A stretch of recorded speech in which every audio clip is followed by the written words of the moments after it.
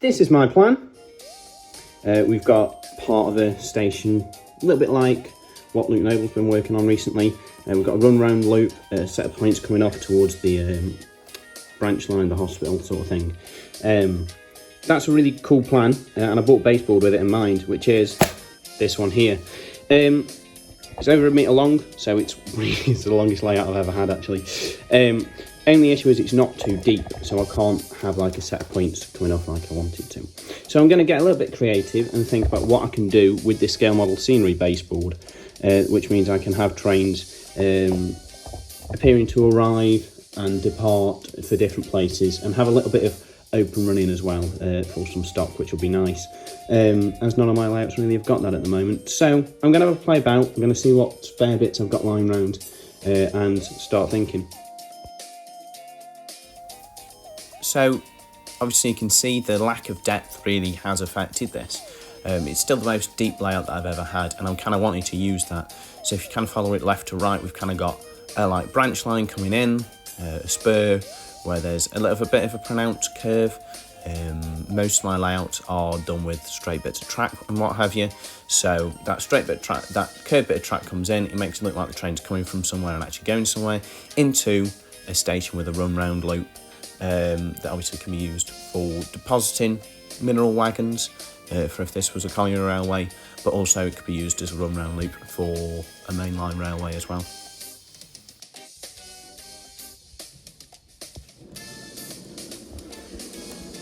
And here we have the Little Ruston bringing a train in, proving that this layout actually works.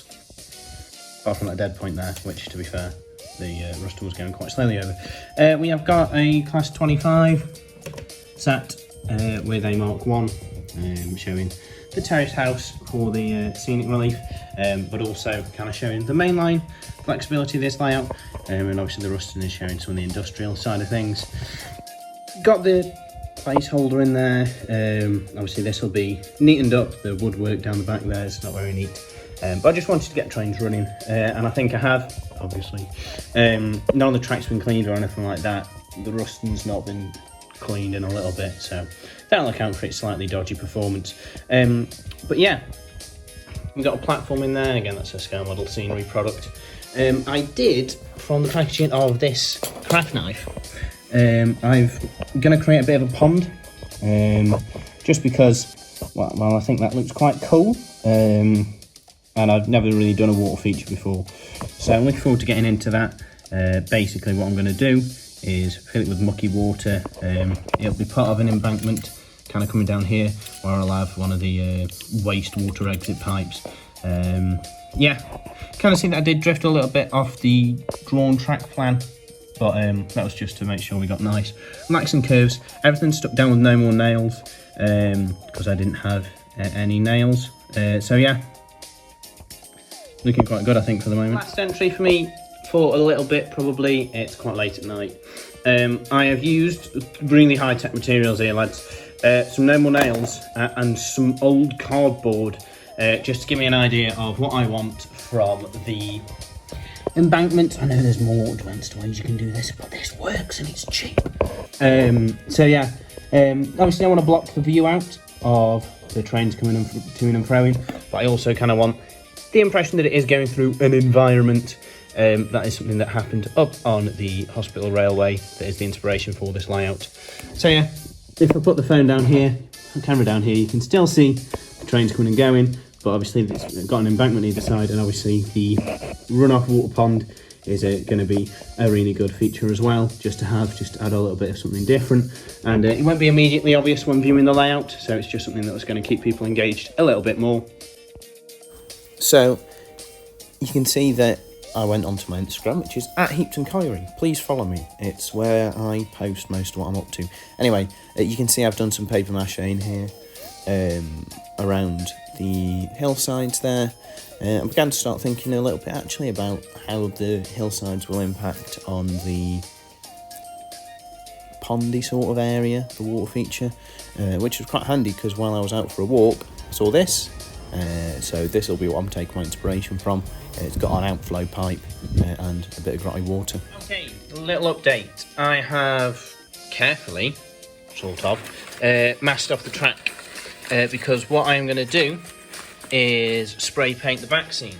Now, this is the tallest back scene I've got. Usually I just try and build the layout to the back scene sort of thing, so like the embankments take up the whole thing. Obviously this is so much taller than the other layouts that I've worked on, so I'm going to take a rattle can. I've seen somebody on our own web do this. This was the recommended spray. It's got apparently quite a nice colour to it, and you can work with it as a base, and basically that's all I want. So I'm going to spray that on. I'm an idiot and didn't prime the backs before that and just assumed it'd take, and obviously it's not, but it does give me a chance to do 2 jobs in one now. I'm going to take this primer and do the back and also spray the track. I've not done it this way before. I usually weather with the ballast on using this paint, but I thought I'd do it the other way around this time, just see. I've blue tacked a couple of bits. The blue tack's acting as masking. That's just so that I don't damage any of the points or anything like that. Basically this is just to get the weathering on the side of the rails. The top of the rails I'll rub over with a bit of sandpaper. So yeah, let's get the first bit of spray painting done. I can get the lid off, there you go. Nice spray. Looking good. I'm going to do this on my own now.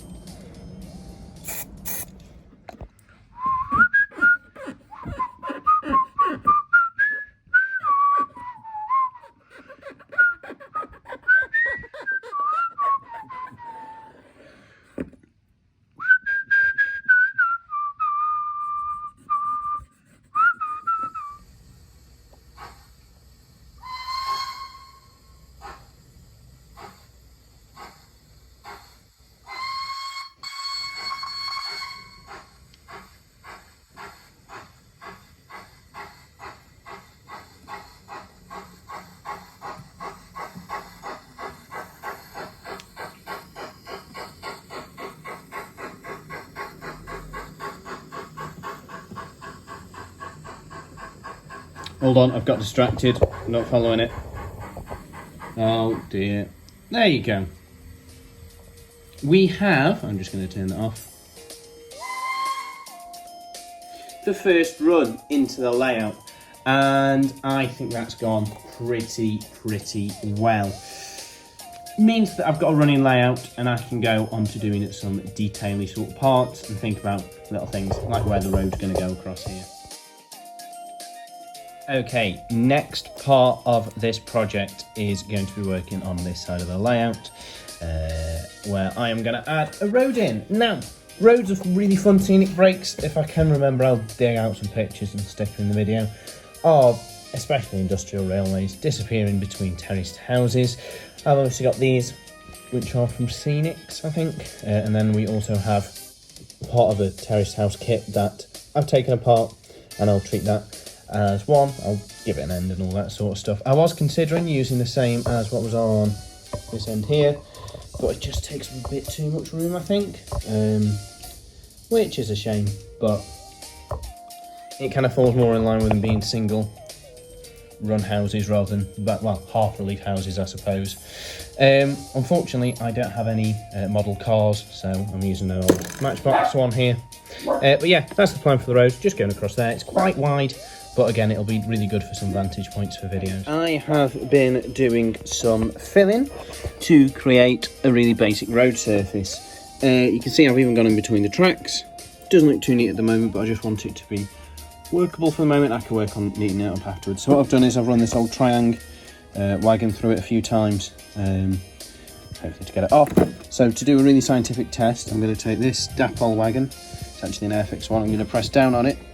I'm going to take it through, and if it doesn't pick up anything, then I'll be amazed and I've done a decent job. Obviously I can test run those beyond this in a little bit, but see, has it picked up anything? Ooh, Nice. I'll tell you what else is nice. It's not them vegan Titan ice creams. They're nowhere near as good as the proper ones. It was that camera angle there. Not the camera right there, that's really shoddy. Anyway, welcome back. For you, it's probably been about 2 seconds. For me, it's been the better part of 6 months. And in that time, I've painted the back scenes quite badly, and I've painted the road surface in the last 30 minutes quite badly. That was done literally an hour after the last bit of video, and that's been done about 30 minutes ago. Basically, I ran out of steam on this layout. I ended up moving it from one house to another, and basically the house that currently I'm in, there's not loads of space to run. There's not loads of space to do work on it. I can run it and have run it, but I've not got enough space to like ballast it or anything like that without the ballast going everywhere, and I can't be bothered to clean it up. So I've kind of run out of steam on this layout. In fact, this is the Hawthorne Leslie that was at the start of the video, and basically it's been detailed, weathered, running and everything like that since the start of this video. I don't know whether that will have its own video out by this point or whether it'll be one after this, I don't know, but that's coming out soon anyway, or is already out. I'll leave a link to it in the description. But basically, kind of run out of steam. I don't like the back scene, that needs more work to it. I do like, however, the photography opportunities and stuff that I've got here coming out. That's quite a nice one coming behind there. I bought some trees for this actually not long ago, and I'm going to do this as like a big hill tree side sort of thing, which might give me a chance to kind of put some trees across here and kind of hide the road sort of thing, because I don't really know what's going to go on with that. I've cut away this bit here, so I've got the waste overflow pipe flow going in there. I mentioned earlier about how I liked the photography opportunities down there. Even though I've run out of steam on this layout, or had done, I'm kind of doing this little bit of video, kind of got me re-inspired. I've got a bit of time off work in a couple of weeks, so I'm hoping to get this a little bit more along the way. You can see that the station platform's been moved out. That's because I want to add some plasticard sides to it. The building that was here, the terrace house, that is still going to stay there, but I'm going to paint this side either black, or I might do it with like a Typhoon T advertising, and the other side's going to have some brick car put on it as well. But yeah, lots of things, little things that need to be done that will kind of add up to quite a lot before I can do any of the ballasting and anything like that. Got an old biro pen here. That's going to be so that I can use the wire and tube method for point operation, so you can't see the other end out there. Basically, throw a bit of wire through, wrap it round, and you can pull it. The wire that I use is too thin, unfortunately, and basically just crumples on impact every time. But I need to get some bigger brass wire for the weight combat robot I'm working on, so that's going to be sorted soon. To kind of conclude where I'm at with this, I am a little bit more re-inspired to do it, much more than I have been recently. We can kind of see I've got the 2 examples of what sort of stuff that I'd like to run here. So we've got the industrial train on the back, so that'd kind of pick up its goods train and trundle all the way around, and it's kind of got the act of travelling a little bit, and obviously the mainline train could just uncouple and run round and then pull that coach away again. Plenty of opportunity for running here. Last time I had this up and running a couple of months ago, I was really quite impressed with how much I could do with it. But the issue is all my fiddle cassettes are too small, so I need to make some bigger ones, but that's kind of been coming for a long time. But yeah, basically to kind of conclude, don't be surprised if you don't see anything from this layout for a little bit, especially here on YouTube, maybe on Instagram. But basically, this is how the layout looks at the moment. It's going to have a load more work done to it soon. I also don't have a name for this, so if you've got any name suggestions, let me know in the comment section below. And yeah, if you can find any ways to improve the video or the modelling that's been done in this video, let me know, and I'll catch you in the next one, whatever that may be.